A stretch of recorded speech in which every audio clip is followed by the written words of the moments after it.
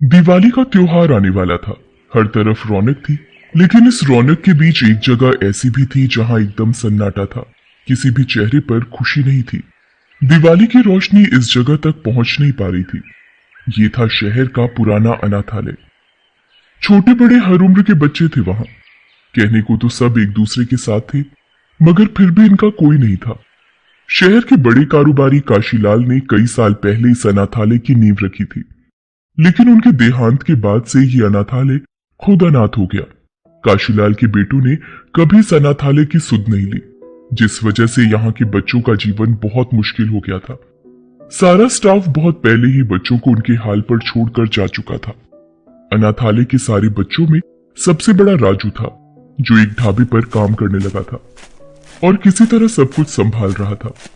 वो अक्सर ढाबे का बचा हुआ खाना अनाथालय के बच्चों के लिए ले आता था और काम करके उसे जो भी पैसे मिलते थे उन्हें भी वो सारे बच्चों पर खर्च करता था। अरे चंदू, यहाँ क्यों बैठा है? और ये क्या, तू रो रहा है? क्या हुआ तुझे? भैया, मुझे माँ की याद आ रही है और बाबा की भी। माँ होती तो कभी मुझे भूखा नहीं रहने देती। देखो ना, बाहर वो बच्चा कितने मजे से जलेबी खा रहा है। मुझे भी खानी है जलेबी। चंदू की बात सुनकर राजू अपनी जेब टटोलता है, पर उसे कुछ नहीं मिलता। उसने चंदू से कहा, थोड़ा सा सब्र कर ले चंदू, कल दिवाली है ना। मालिक मुझे जैसे ही दिवाली के पैसे देंगे, मैं सबके लिए जलेबी लेकर आऊंगा, ठीक है? राजू की बात सुनकर चंदू और जोर से रोने लगा। ये देखकर राजू ने उससे पूछा, अरे मैंने कहा तो तुझसे कल ले आऊंगा जलेबी। अब बस कर, तुझे समझना होगा, दूसरे बच्चों जैसी जिंदगी नहीं है हमारी। हाँ भैया, तभी तो रो रहा हूँ। पिछले साल दिवाली पर कितना खुश था मैं। माँ बाबा दोनों साथ थे मेरे। दिवाली पर ये कपड़े उन्होंने ही मुझे दिलाए थे। कितना अच्छा होता ना अगर उस दिन उस ट्रक के नीचे माँ बाबा के साथ मैं भी आ जाता। मुझे ऐसे उनके बिना तो नहीं रहना पड़ता। ऐसे मत बोल चंदू, मैं हूं ना। भगवान ने चाहा तो हम भी दिवाली जरूर मनाएंगे। तू दिवाली पर जलेबी जरूर खाएगा, ये वादा है मेरा तुझसे। इतना कहकर राजू चंदू को गले से लगा लेता है।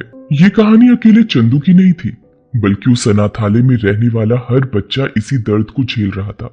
एक तो अपनों से बिछड़ जाने का गम, ऊपर से भूख और गरीबी की मार से बच्चे बेहाल थे। ऐसे में सिर्फ राजू ही था जो इन बेसहारा बच्चों का सहारा था। हालांकि राजू खुद सिर्फ 12 साल का था और उसने भी अपने माता पिता को बहुत छोटी उम्र में खो दिया था, लेकिन इतने सालों में उसने खुद को संभालना सीख लिया था। अपनी जरूरतों से ज्यादा उसे अनाथालय के दूसरे बच्चों का ख्याल था।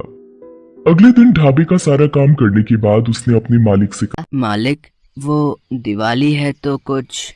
राजू की बात सुनकर ढाबे के मालिक ने उसके हाथ में 10 रुपए का नोट रख दिया और वापस अपने काम में लग गया। राजू 10 रुपए देखकर उदास हो गया। वो चुपचाप वहां से चला गया। राजू को उम्मीद थी कि उसका मालिक उसे इतने पैसे तो दे ही देगा जिससे अनाथालय के बच्चे दिवाली मना सकेंगे, लेकिन उसकी ये उम्मीद बुरी तरह टूट गई थी। वो बहुत उदास था, फिर भी ढाबे के काम में लगा था। वो एक ग्राहक के लिए खाना लेकर जा रहा था, तभी अचानक उसका पैर फिसल गया और वो बहुत जोर से गिर पड़ा। सारा खाना भी जमीन पर गिर गया। ये देखकर ढाबे का मालिक गुस्से से बोला, अरे अरे ये क्या किया तूने? है काम धाम होता नहीं तुझसे? पैसे मांगने के लिए सबसे पहले खड़ा हो जाता है। ये खाना जो तूने इतने आराम से जमीन पर फैला दिया, इसके पैसे कौन भरेगा? तेरा बाप? अपने मालिक की बात सुनकर राजू रोने लगा। गिरने की वजह से उसे पहले से ही चोट लगी थी, लेकिन ढाबे के मालिक को उस पर बिल्कुल भी तरस नहीं आ रहा था। वो उसे लगातार बातें सुनाए जा रहा था। तुझे मजा चखाना ही पड़ेगा। ला वो पैसे दे जो अभी मैंने तुझे दिए थे, वापस कर। और सुन तू, आज घर तू नहीं जाएगा। पूरी रात बर्तन धोएगा और पूरा ढाबा साफ करेगा अच्छे से, समझा? मालिक, मैं सारा काम करूंगा, पर वो पैसे वापस मत लो मालिक, उन्हें वापस मत लो। क्यों ना लूं? कौन भरेगा इस खाने के पैसे? बता मुझे। इतना कहकर ढाबे का मालिक राजू से उसके 10 रुपए छीन लेता है। राजू रोने लगता है। राजू जिस ग्राहक के लिए खाना लेकर जा रहा था उसका नाम राकेश था और वो पास ही बैठा ये सब कुछ देख रहा था। उससे राजू की हालत देखी नहीं गई और वो गुस्से में बोला, मैं दूंगा तुम्हारे खाने के पैसे। अब खबरदार जो तुमने इस बच्चे को कुछ भी कहा तो। बस बहुत हो गया, कब से देख रहा हूं तुम इस बच्चे के साथ बहुत बुरा बर्ताव कर रहे हो। अरे मेरा नुकसान करेगा तो बोलूंगा ही ना। एक तो अपने ढाबे पर काम देकर एहसान किया इस पर मैंने, और ये कामचोर कहीं का। क्या क्या कहा तुमने? एहसान किया तुमने इस पर? जानते भी हो बाल मजदूरी करवाने की क्या सजा है हमारे कानून में। राकेश की बात से चिढ़कर ढाबे का मालिक वहां से चला जाता है। राजू को रोता देखकर राकेश उससे कहता है, बस बेटा मत रो, चलो चलो मेरे साथ। बताओ बेटा क्या खाओगे, क्या मंगवाऊं तुम्हारे लिए? जी जलेबी। अच्छा तो जलेबी अच्छी लगती है तुम्हें।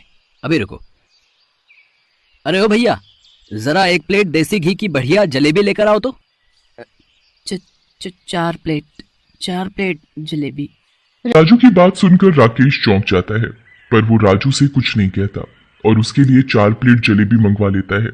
राजू उसमें से कुछ भी नहीं खाता, बल्कि सारी जलेबियां बांधकर अपने साथ ले लेता है और राकेश के सामने एक बार फिर हाथ जोड़ते हुए कहता है, बहुत बहुत शुक्रिया आपका, भगवान आपका भला करे। राजू के चेहरे पर उसका दर्द साफ झलक रहा था।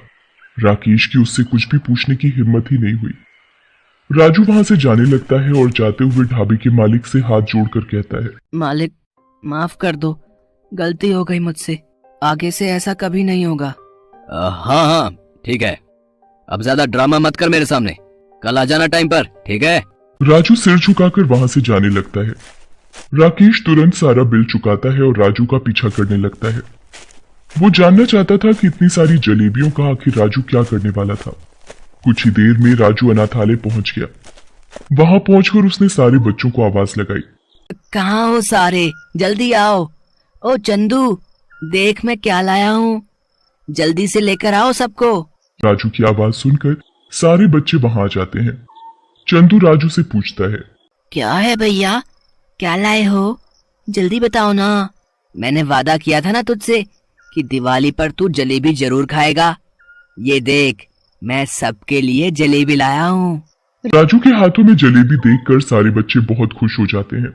वो राजू के गले लग जाते हैं, लेकिन वो जैसे ही जलेबी उठाने की कोशिश करते हैं तभी राजू उन्हें रोककर उनसे कहता है, अरे अरे रुको तो सही, आज दिवाली है और जो है बस यही है, तो इसके लिए सबसे पहले हमें भगवान को शुक्रिया कहना चाहिए। और तुम लोगों को पता है आज मुझे एक बहुत ही अच्छे अंकल मिले थे, उन्होंने ही मुझे ये सारी जलेबी खरीद कर दी। हमें उनके लिए भी भगवान से प्रार्थना करनी चाहिए। सभी बच्चे हाथ जोड़कर भगवान का शुक्रिया अदा करते हैं और फिर सभी मिलकर जलेबी खाते हैं। जलेबी खाकर बच्चों के चेहरे खिल उठे थे। दीवार की आड़ में खड़ा राकेश ये सब देख रहा था। उसकी आंखों में आंसू थे। अब उसे राजू से कुछ भी पूछने की जरूरत नहीं थी। वो तुरंत वहां से निकल गया और कुछ देर में वापस अनाथालय लौट आया। उसे देखकर राजू चौंक गया और उससे बोला, साहब आप यहाँ? हाँ सुनो, तुम्हें गिनती नहीं आती क्या?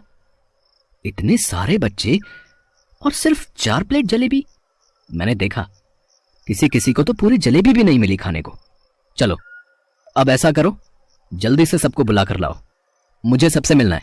राजू सारे बच्चों को बुलाता है और उन्हें राकेश के बारे में बताता है। सारे बच्चे राकेश को शुक्रिया कहते हैं। फिर राकेश कहता है, शुक्रिया तो बनता है, पर अभी नहीं, दिवाली मनाने के बाद। चलो जल्दी बताओ, ये रॉकेट किसे जलाना है? और ये फुलझड़ी, अरे इसे तो मैं भूल ही गया, ये अनार कौन जलाएगा?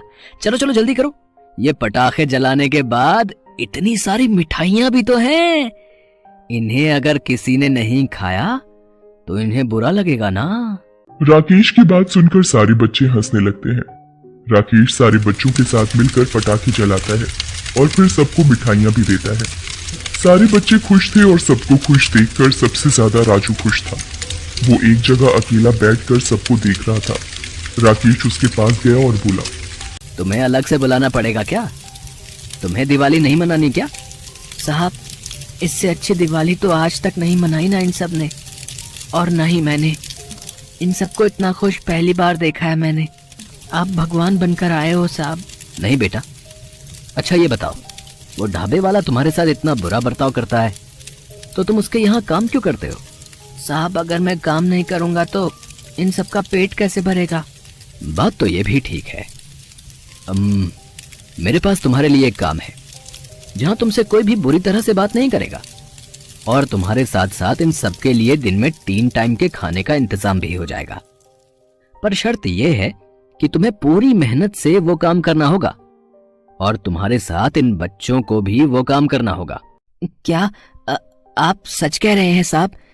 3 टाइम का खाना मैं करूंगा साहब, लेकिन ये सारे, इनमें से कई बहुत छोटे हैं साहब, काम नहीं कर पाएंगे। तुम सबके साथ कल सुबह तैयार रहना, मैं तुम्हें लेने आऊंगा, ठीक है? ये कहकर राकेश वहां से चला गया। अगले दिन राकेश एक बस में सभी बच्चों को बिठाकर एक बड़े से स्कूल में लेकर जाता है। बस से नीचे उतरकर राजू राकेश से, अच्छा, तो यहाँ काम करना है साहब, बताइए कहाँ से शुरू करना है? ऐसा करते हैं, मैं और मेरे जैसे सारे बड़े अंदर साफ कर लेंगे और बाकी ये छोटे छोटे। अरे रुको तो सही, तुमसे किसने कहा कि तुम सबको यहाँ सफाई करनी है? तुम सब आज से इस स्कूल के हॉस्टल में रहोगे और इसी स्कूल में पूरी मेहनत से पढ़ाई करोगे, समझे? आज से यही तुम्हारा काम है। क्या साहब, पर हम सब कैसे? हमारे पास तो। ज्यादा मत सोचो राजू, ये स्कूल मेरा है और आज से तुम सब मेरी जिम्मेदारी हो। आज से ये कभी मत सोचना कि तुम सब अनाथ हो, क्योंकि मैं जो हूं तुम सबके साथ। राकेश की बात सुनकर सारे बच्चों की आंखों में आंसू आ जाते हैं। सभी राकेश को शुक्रिया कहते हैं। उस दिन के बाद से सब कुछ बदल गया। वो राकेश था जिसने दीपक बनकर इस दिवाली सारे बच्चों की जिंदगी रोशन कर दी थी। उनमें से अब ना तो कोई उदास था और ना ही अनाथ।